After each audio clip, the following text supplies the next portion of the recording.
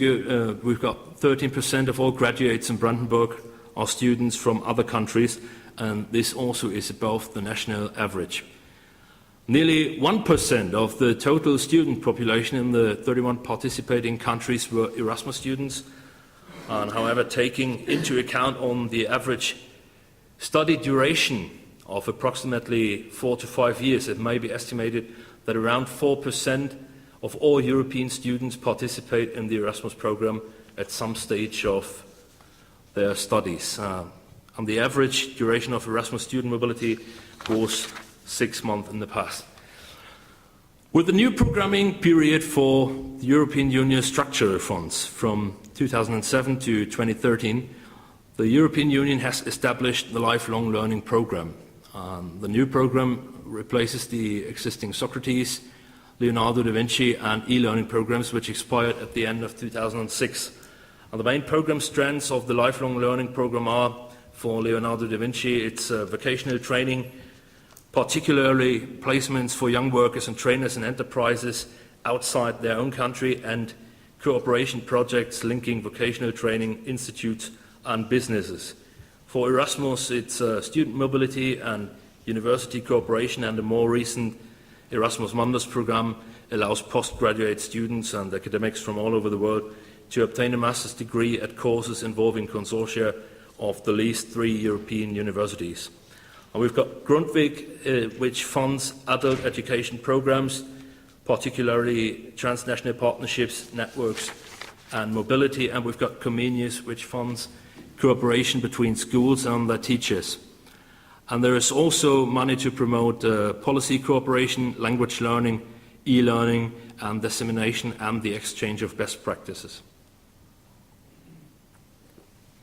The final element of the new program is the Jamone action, which focuses on supporting the teaching of European integration as a subject at universities and supports certain key institutions and associations active in the field. And the program budget is about 7 billion euros for the period from 2007 to 2013. The aim of the new program is to contribute by emphasizing the need for lifelong learning to the development of the community as an advanced knowledge society with sustainable economic development, more and better jobs and greater social cohesion, and it aims to foster interaction, cooperation and mobility between education and training systems within the community.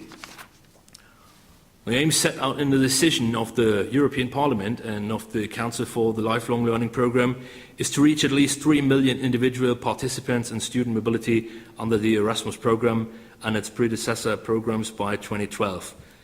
As regards the 4 sectoral programmes, quantified targets have been set in order to ensure a significant, identifiable and measurable impact for the programme, and these targets are for Comenius to involve at least 3 million pupils in joint educational activities. For Erasmus, we want to support an overall total of 3 million individual participants in student mobility by 2012. For Leonardo da Vinci, it's the goal to increase the placements in enterprises to 80,000 per year by the end of the programme. And for Grundtvig, it's goal to support the mobility of 7,000 individuals involved in adult education per year. And this programme also welcomes participants from outside the EU, students, teachers and educational establishments from other countries, particularly those bordering the European Union or planning to join the Union, are eligible to take part in many of these programmes.